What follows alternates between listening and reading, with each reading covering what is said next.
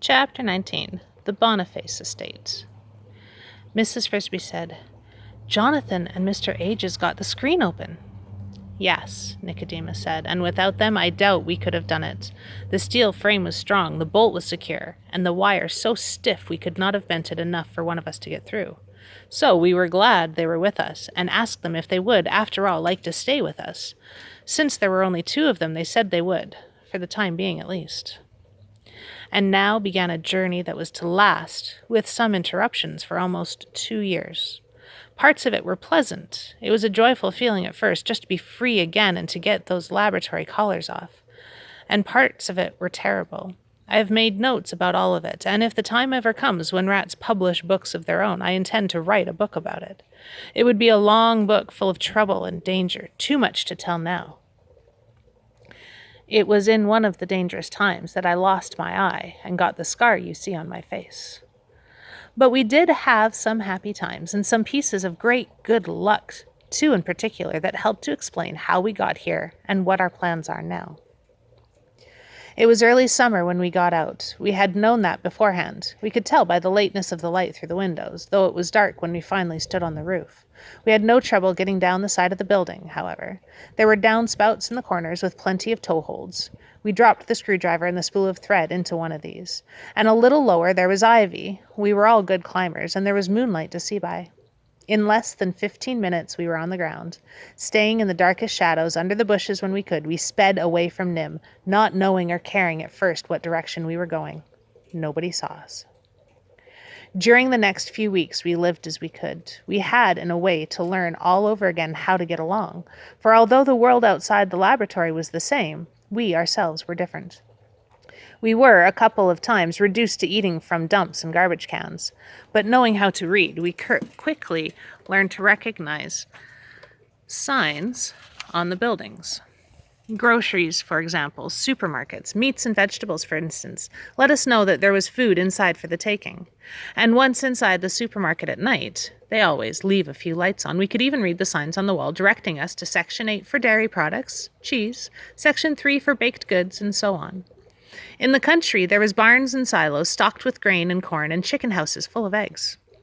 Occasionally, we came upon other rats, and a few times we talked to them, but not for long, because after just a few words, they would begin to look at us strangely and edge away. Somehow they could tell we were different. I think we even looked different. Either the diet or the injections at NIMH had made us bigger and stronger than other rats, and all the strange rats we saw looked to us surprisingly weak and puny. So we were set apart even from our own kind. It was while we were in the country that we had our first important stroke of luck. We had just about decided, after nearly 4 months of freedom and constant roving, to find a place to settle down, if not permanently, at least for the winter. We thought that it should be in the country, but not too far from town, so that we would have access to grocery stores, as well as barns and gardens. It was about this time, too, that I began to wonder and worry somewhat about the fact that whatever we ate, whatever we needed, must always be stolen. Rats had always lived that way, and yet, why? I talked to some of the others about this. It was the beginning of a discontent, an idea that kept growing, although slowly. The season was autumn. We were walking one evening down a winding country road. We never really walked on the road, but along the edge, so that we could vanish into the bushes or a ditch if anyone came along. You can imagine that 20 rats and 2 mice traveling in procession would cause some comment, and we did not want that. As we walked, we reached a very high fence of wrought iron, the kind that looked like a row of black iron spears fastened together with pointed tops, an expensive fence surrounding a large estate with a big, expensive-looking house in the middle, and well-kept grounds and gardens. We walked along past this fence until we reached a gate. "There's nobody living here," said Justin. "How do you know?" "The gate's padlocked, and look, dead weeds standing outside of it, not even bent. Nobody's driven in here for a while." The house had a quiet, deserted look. There was a mailbox in front, hanging open, empty. "I wonder if we could get in." Jenner said, "Well, why should we? It's a big place. It would have a big pantry, cupboard, a big freezer. If it's as empty as it looks. We turned into the grounds, moving cautiously, and from beneath some bushes we watched the windows.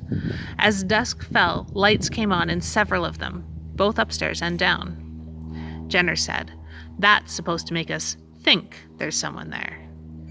"Yes," said Justin, "but there isn't. I could see one of the lamps when it came on. There was nobody near it, and they all came on at the same time."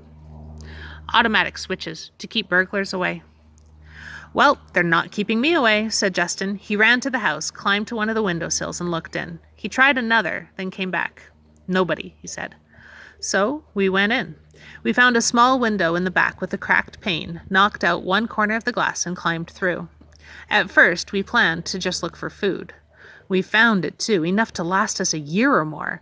As Jenner had predicted, there was a big freezer, well stocked, bread, meat, vegetables, everything.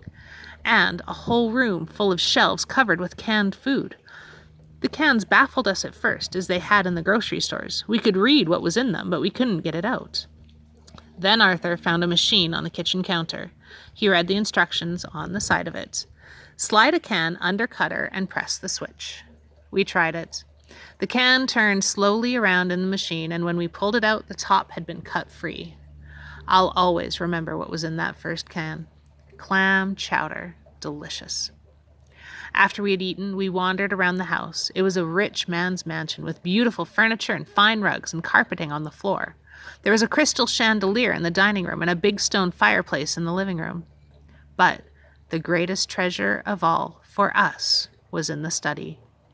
This was a large rectangular room with walnut paneling, walnut desk, leather chairs, and walls lined to the ceiling with books. Thousands of books about every subject you could think of. There were shelves of paperbacks. There were encyclopedias, histories, novels, philosophies, and textbooks of physics, chemistry, electrical engineering, and others, more than I can name. Luckily, there was even one of those small ladders on wheels they use in some libraries to get to the top shelf. Well, we fell on those books with even more appetite than on the food, and in the end, we moved into the house and stayed all winter. We could do that, it turned out, without much fear of discovery. We learned that from some newspaper cuttings I'd found on the desk in the study. They were about a wedding, and most of them showed pictures of a newly married couple leaving a house to begin their honeymoon. The groom was Mr. Gordon Boniface, heir to the gold Stetson fortune, and the house they were leaving was the house we were in. According to the clippings, they were going on a trip all the way around the world. They were coming back to the Boniface estate in May. Until then, it was our estate. Oh, there was a caretaker gardener who came 3 times a week, and once in a while he would check the house in a cursory sort of way. That is, he would unlock the front door, glance around to see that everything looked right, and then lock it up and leave. But he didn't live there. He lived in a small house down the road, and we were expecting him when he came. We had figured out from the way the place was kept up, the lawns mowed, leaves raked, gardens weeded and watered, that there had to be somebody working on it. So we posted a watch, saw him coming, and kept watching him all the time he was there. And we made sure, when he looked in the house, that everything did look all right. This involved a certain amount of work. We had to haul our empty tin cans and other trash at night out to a hidden place in the woods quite far from the house. We cleaned up after ourselves carefully. We learned to use the water taps and the dusting cloths we found in the kitchen closet.